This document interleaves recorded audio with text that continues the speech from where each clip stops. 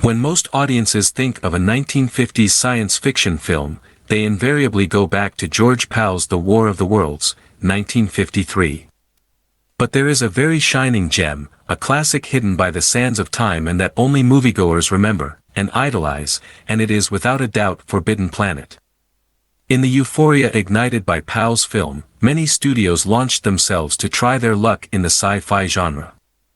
As usual, science fiction was synonymous with mediocre cinema at that time, and the bulk of its production fell into the schemes of Series B, Z, and matinee serials. Forbidden Planet is a very rare case of a Class A production, where Metro-Goldwyn-Mayer invested an enormous amount of money to obtain a film with an impeccable technical invoice. But Forbidden Planet was a product ahead of its time, and there was no way it could recoup its costs. It was obvious, in a time where the genre was so undervalued, there was no chance it could stand out from the rest. In addition, another factor is added, and that is that he was too intellectual for the time. It is impossible that the teenagers who celebrated in the audience the massive devastation of Pal's Martian stingrays could rejoice in the same way, and go to the movies en masse in the same way, with a couple of guys sitting on a rock and talking about monsters from the subconscious. It's too deep for the American popcorn mentality. Needless to say, neither MGM or would any other studio venture to make a multi-million-dollar sci-fi production, at least until the late 60s. It is clear that with such a budget the special effects are top quality. First, the C-57D. It's a flying saucer, which overcomes a lot of FX problems of the time, the terrible effects of the engines, throwing sparks and smoke, for example, in addition to showing signs of progress in terms of creativity, and why not, a bit of commercial opportunism with the recent wave of UFOs that had begun to be seen over the United States since World War II, and the Roswell incident. Second, the settings are beautifully conceived, and really give off an idea of an alien atmosphere. And third, there is the experimental electronic music, pioneering in its time, which gives the film a hypnotic atmosphere. Before the disbelieving eyes of a 21st-century spectator, it is a film that has resisted time very well, where there is little or nothing to reproach in terms of the effects, the costumes, the environments, technical blah blah sounds pretty coherent. It is obvious that the writers have done their research homework, and have sucked on all the literary sci-fi. Robbie's introduction as the robot is memorable. He's introducing the term to the mainstream, and within the coarseness of it Robbie comes across as quite practical. Maybe there are a couple of cranks and gyros too many, but it is quite plausible, and even a follower of the 3 laws of robotics created by Isaac Asimov. But if in the technical section it is commendable, where the greatest value of Forbidden Planet resides is in its quality as a mold of the genre. It is a vastly influential film of all that will follow. The definition of the characters of the C-57D crew may have a couple of clumsiness in the script, but one does not fail to recognize certain characteristic patterns. Without going any further, those of Star Trek. Adams is a determined man, but he's accompanied by the rationalist Doc, and ends up forming a triumvirate with Lieutenant Farman when it comes to discussing what's going on. If these are not the roots of Kirk, Spock and McCoy. And even on arrival at the planet, when the ship decelerates from light speed and the crew shelters in energy columns, it is possible to see the origins of the Enterprise's teleportation beams. As Richard Scheib mentions on his site about him, it's possible to turn the entire Forbidden Planet plot into a Star Trek episode with minimal changes to costumes and character names. And precisely on the plot, is where its main virtue and defect resides at the same time. As much as the creatives and writers put their names, it is obvious that the story is an adaptation of Shakespeare's The Tempest. Morbius is Prospero, Altera is Miranda, the monster of the unconscious, or ID, is Caliban, and the crew of the C-57D is the simile of the shipwrecked who arrive on the Paradise Island to disturb the harmony in which they live together. In the film, the crew's attempts at seduction are really crude, and even when the relationship between Adams and Altera takes off, there isn't much chemistry between Leslie Nielsen and Francis. What the script could have explored is that Altera could have been another product of Morbius's mind, a point we'll explain later. Being an innocent girl in her 20s, the plot could well have explored a certain perversion in the violation of said innocence. There is no difference between the sequences of Farman's initial kisses with whom she could be a girl, but this would be too strong a point for 1950s Puritanism. Nor is Altera's sudden adolescent infatuation with Adams so well developed, when the correct reaction should have been rejection by any of these men. Undoubtedly, the development of interrelationships is not the forte of the script. Morbius's behavior changes don't make much sense, especially from the one who should be a hermit and was averse to the arrival of troops on the planet.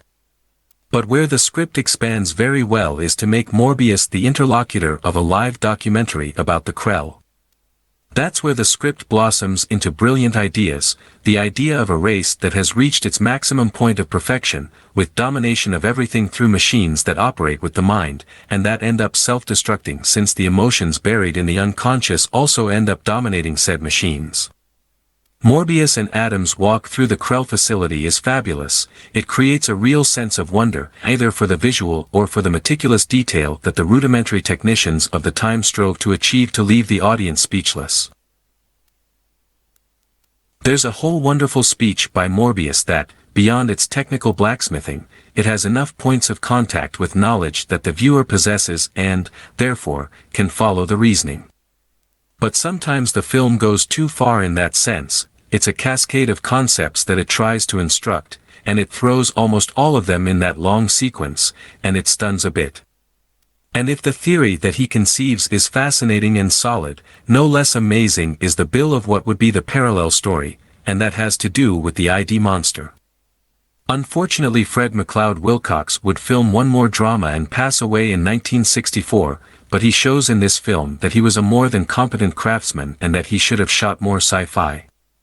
The Krell monster's sneak attacks are made with suspense, and he follows quite logical behaviors. The reaction of the crew is to be expected, and it is not the vulgar cannon fodder of monster films. And although the appearance of the monster is somewhat laughable, both the monster and the laser beams and the descent beam of the ship are cartoons of a craftsman on loan from Disney. At least in his actions he has the sense to liquidate a couple of expedition members to cut off the possible laughter of the public. But luckily the monster appears very rarely, and by the end, it is its invisible presence that haunts Morbius's mansion, bending the indestructible Krell metal plates. As always, what is not seen is more effective than what is overexposed and what is not so well designed. What is missing is also to some extent its ending. Adams and Doc are going to improve their intellect with the Krell machine. Morbius did it, and that's why he is more intelligent than the rest of the humans. The test goes wrong, Doc dies but discovers that the machine also triggers the development of the unconscious, and that is what the Krell power generator manipulates. In all his attack of hatred for the invasion of Adams and his crew, Morbius ends up unconsciously materializing the monster, which comes to punish Altera and Adams. That is when Adams transmits his deductions to Morbius. It's not clear why Adams and Doc wanted to improve their IQ in the first place. If anything, it's a script trick to bring them into the same setting as the rest of the characters. And second, it is also not clear why Morbius rejects Altera's departure.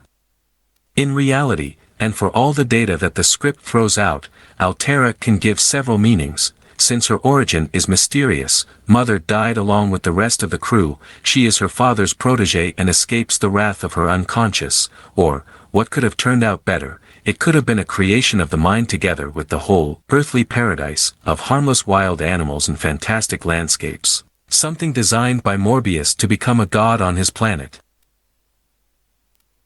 Richard Scheib in his website includes the possibility of sexual, and even incestuous, repercussions, with the father's exaggerated jealousy of the expeditionaries courting his daughter. This would be based on the theory that Morbius had killed Altera's mother, through the monster. But the theory that Altera is a creation of Morbius through the Krell machine is even more fascinating to me. Unfortunately, the film does not explore it. One hopes that in the final sequence, when the planet explodes, Altera will vanish along with it. and ends up falling into certain designs very typical of sci-fi from the 50s and 60s, where technology is always a Pandora's box and ends up leading civilizations to their own destruction, a parallel with the then newborn atomic age and the Cold War. It is really a great film, where small weak points do not detract from the quantity and quality of ideas that it raises.